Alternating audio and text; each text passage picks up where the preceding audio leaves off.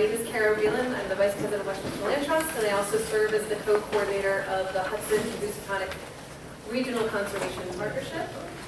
And what I want to share with you today is kind of how we got started working in our landscape, the lessons that we've learned working cross-boundary at scale, what we're trying to connect and who we're trying to connect through our work. And also just talk to you a little bit about the structure of our landscape scale collaborative project. And I want to just point out that what we've intentionally kind of designed H2H to have many entry points for organizations and agencies that have varying levels of capacity. So first, a little bit about our landscape. We are called the Hudson and Housatonic Regional Conservation Partnership. You'll hear me say H2H for short. There's a definition of what an RCP is. And you can see the Housatonic River over on the Connecticut side of our geographic area of interest, and then the Hudson River in New York, we're all familiar with, I'm sure. We do work in Westchester County, Putnam County, and Dutchess, and also in Fairfield County in Connecticut.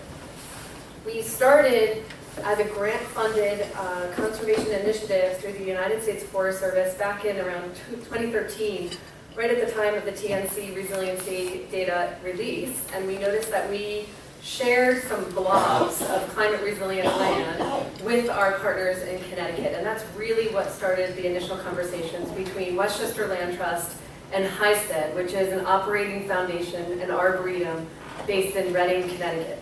And so we actually took a hike on one of those blobs and talked about how we could reach out to landowners who owned those blobs and engage them in stewardship and potential future conservation of that land. Just a quick note that this RCP, Hudson to Housatonic, is actually one of the newest. You just heard about the Staying Connected initiative. There are many RCPs. It's a nice framework that New England is very familiar with. And there is a network of networks. So basically the rcpnetwork.org is a website where you can go. It's an online portal and kind of schmooze with other RCP people. They also hold an annual conference once a year that's free. It happens to be next week. There is space at it. It's in Nashua, New Hampshire, and it's one of the best conferences you can attend if you're interested in large landscape conservation. This one is far better, but that one's a close second. So you can see where H2H is in the landscape. Again, we're one of the newest RCPs out there. And I just wanted to point out how we started working and how we identified the landowners we were trying to engage in our work. We wrote the grant in 2013. We received funding from the United States Forest Service in early 2014. And then we gathered our partners in this landscape, roughly 36 conservation organizations and agencies at the time. And we said, circle on a map where you have capacity to work, because we knew that we needed boots on the ground to engage landowners, and we needed to work with organizations that had connections to those landowners. And so these are our focal areas outlined in red. They look funky, but we forced partners to work beyond the boundaries that typically divide them. And so the one attribute that these focal areas share is that they cross the boundary. Town, county, and there were 3 that straddled the state line between Connecticut and New York. And every focal area had several conservation organizations or partners working together. Within each focal area, we did identify the top 270 properties, and we worked to engage the owners of the land, of that land. We did do a co-occurrence model. I will talk about that very briefly on the next slide, but this is the project flow for the first 2 years. So this project, the grant-funded project by the Forest Service, ended in 2018. You can see we were doing a co-occurrence modeling or mapping our conservation targets. We built these databases, but while that mapping and the database building was happening, we actually trained our conservation partners in H2H on new strategies for engaging landowners. We had a 2-day tele-training with the tools for engaging landowner effectively through Yale School of Forestry. We also had workshops on estate planning, how to hold neighborhood gatherings, and really tried to equip H2H partners with new strategies for reaching landowners, because we thought that because we were basing this work in science and less so on just looking at maps and trying to identify the largest parcels, we would need to use these new strategies to connect with landowners. So we had work plans, we had about 270 landowners per focal area, and then the hook was we had to get these landowners to come to an event. We needed to start the conversation and start building relationships with them. So we used what we learned in our tele strategies to invite them to these events. This is just a little bit about the model.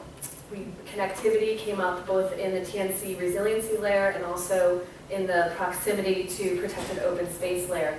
We really did we were preferencing drinking water supplies as well as woodland systems and forests because it was a USFS grant, so we were really looking at properties that had those attributes. But because we're in this suburban, urban, and rural area, we did not include parcel size in the model. We let focal areas identify and kind of vet that on their own based on what the model output was.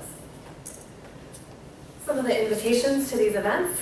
Some of these events were far more successful than others, but really what we learned through our tele training through Yale School of Forestry is talk like a human, compel people with emotion, remind them about why we're trying to engage with them. The backs of these postcards often listed the multiple partner organizations who are working together and collaboratively on this so that it was not confusing and that we could demonstrate that we were all kind of supporting this and believing in the same thing.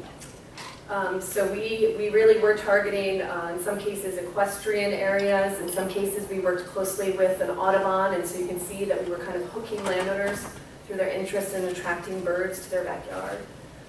The what's going on in your backyard, we're talking to landowners about that edge habitat between their woodland and their backyard or mowed area.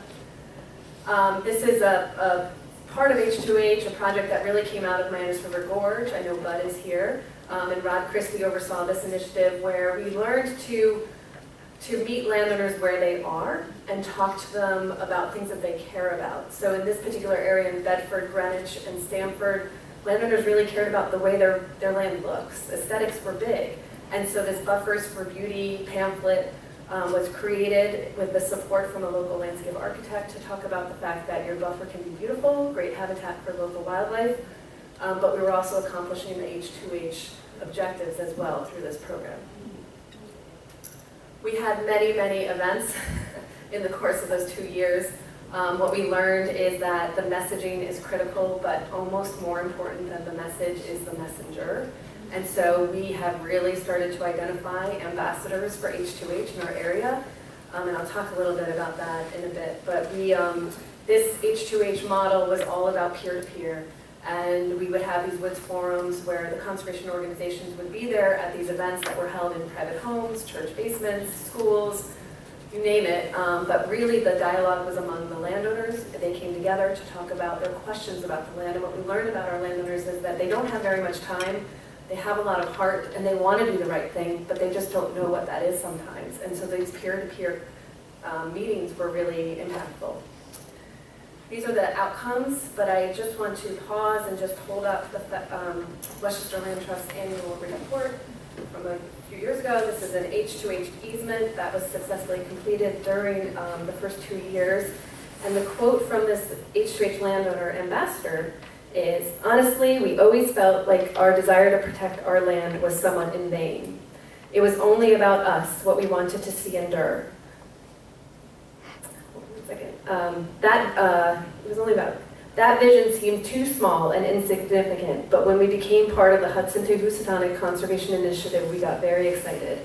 It's like we are doing our small part to reassemble and reconnect these lands to what they once were, and we were very happy to be part of it.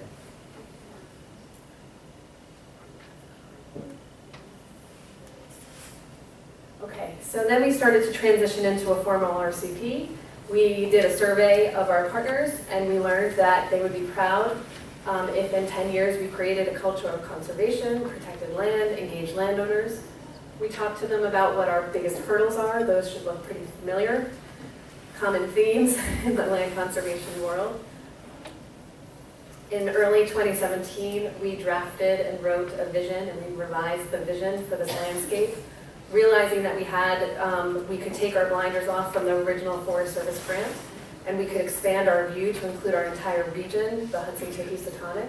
We have a mission statement that supports the vision, and then we wrote and revised our goals. And just generally speaking, our goals have to do with land protection, engaging municipalities, continuing the work to engage landowners, and also a surprising goal for me as a co-coordinator of H2H was this interest in improving the knowledge and capacity of partner organizations in H2H. And so we have an entire working group focused on training and capacity building for partners. So for every goal, we have working groups. And so this is where you start to see these kind of entry points for conservation organizations and leaders in our area kind of get more involved and have more ownership. So every working group has 2 co-chairs. We are now guided by a steering committee that has representation both from New York and Connecticut. All of the working groups are really working hard right now.